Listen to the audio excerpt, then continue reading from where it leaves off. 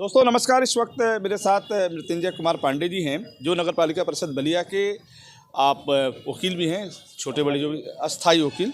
वो समस्याओं को देखते हैं। मैं सवाल करूंगा जनहित के मुद्दों पर, जवाब आपसे मिल ही जाएगा, पब्लिक का मैटर है।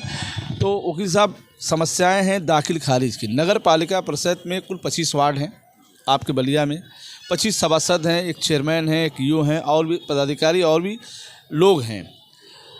समस्याएं ऐसी भी कुछ आ रही हैं कि जैसे कुछ मकान हैं, कुछ पुराने मकान हैं, जो बाप मर गया तो बेटा चाहता है मेरा नाम चढ़ जाए, तो कहीं ना कहीं वो भी लंबे दौर में लंबे समय तक पेंडिंग फाइलें पड़ी रह रही हैं। कोई फाइल पर अवलोकन नहीं हो रहा, सारी फाइल उसी पड़े, तब तक किसी ने अपना दिमाग लगा दिया, एक आपत्ति डाल दिया, पब्लिक परेशान है। तो इसका कैसे समाधान होना चाहिए कि पब्लिक परेशान न रहे? देखिए, बहुत बहुत धन्यवाद आपको कि आपका जो सवाल था कि दाखिल खारिज के मुद्दों को लेके मैं नगरपालिका परिषद का अस्थायी अधिवक्ता भी हूं, और मुझे माननीय अध्यक्ष महोदय द्वारा दाखिल खारिज में विधिक अधिवक्ता भी, विधिक सलाहकार भी नियुक्त किया है।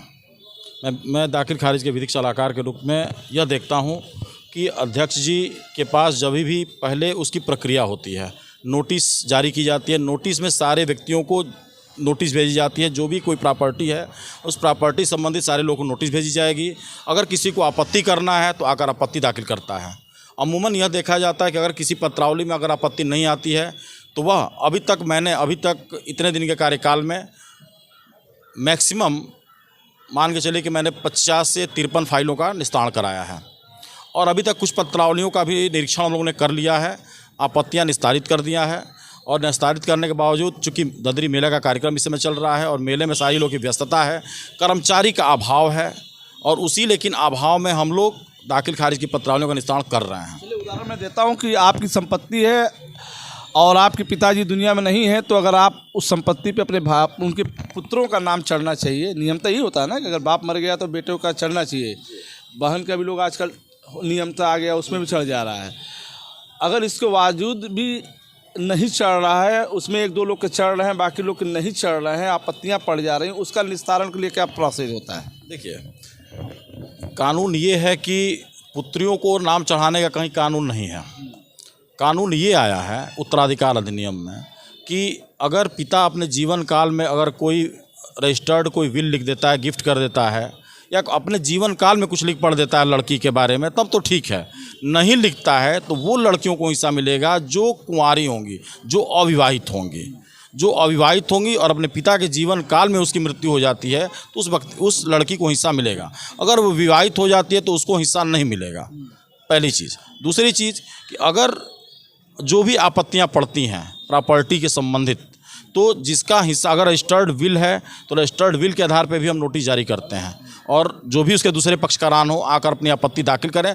दोनों पक्षों की बातों को सुनकर जो समुचित आदेश पारित होगा उस पर माननीय अध्यक्ष महोदय और ईओ महोदय फैसला लेते हैं। तो आपकी बात सही है। कुछ ऐसे भी प्रकरण आए हैं कि दोनों पक्ष को बैठा के दोनों पक्ष की सुनवाई हुई है, उनकी भी बात रखी गई, इनकी भी बात है, इसके बाद भी उसका निस्तारण नहीं हो पा रहा है। देखिए, जिस पत्रावली की आप जिक्र कर रहे हैं वो पत्रावली मेरे द्वारा नहीं देखी गई है, और वह पत्रावली क्या है, किस परिस्थितियों में है, क्या उसमें कागजात दाखिल किए गए हैं, किस पत्रावली में जिसका निस्तारण हो गया वो पत्रावली हो सकता है उसमें कोई डीड या रजिस्टर्ड कोई पेपर ना हो, या दूसरी पत्रावली में जो बात कही जा रही है हो सकता है कि अगेंस्ट पार्टी के पक्ष में कोई डीड हो, रजिस्टर्ड डीड हो, तो इसका निस्तारण हो सकता है विचाराधीन हो। लेकिन अभी तक मेरे समक्ष अगर यथा स्थिति बननी चाहिए कि किसी का नाम चढ़ जाए किसी का नहीं चढ़े, ऐसा होना चाहिए। यथा स्थिति बनाने का आदेश न माननीय ईओ साहब अधिशासी अधिकारी महोदय कर सकते हैं, न माननीय अध्यक्ष महोदय कर सकते हैं। इसका निस्तारण माननीय नगर मजिस्ट्रेट महोदय द्वारा किया जा सकता है, क्योंकि दाखिल खारिज के विरुद्ध अपील या कोई भी निस्तारण,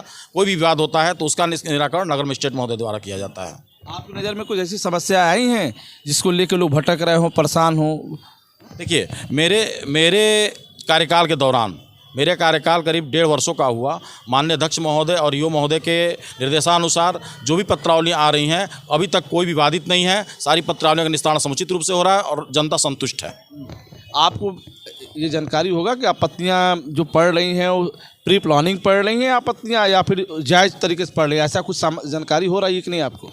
जी नहीं, जो जब भी मैं विधिक परीक्षण करता हूं पत्रावलियों का, मेरे पास करीबन 70-80 पत्रावलियाँ मेरे सामने आती हैं, जिसमें से मैं 40-50 पत्रावलियों को निकलता हूं। देखता हूं कि जो भी पत्रावलियाँ आपत्ति में है या आपत्ति योग्य है, आपत्ति नहीं भी पड़ी है, अगर मेरे द्वारा देखा जाता है, अगर मान लीजिए उदाहरण के तौर पे मैं बताता हूँ, अगर कोई कबाले के आधार पर अपना नामांतरण कराता है, तो मैं ऐसा नहीं कि मैं कबाले के आधार पर उनका नामांतरण कर दूंगा कि जिसने बेचा है उसका नाम है और जिसने खरीदने वाले का नाम है, जितना रकबा है उतना सही है। मैं अपने प्रॉपर्टी रजिस्टर से वो कबाले का रकबा निकालता हूँ और जितना रकबा है उतने पे ही म्यूटेशन करता हूँ। अगर नहीं होगा तो मैं उसको पुनः आपत्ति के लिए निस्तारित करा देता हूँ। नगर पालिका का रख रखाव फाइलों को आप संतुष्ट हैं?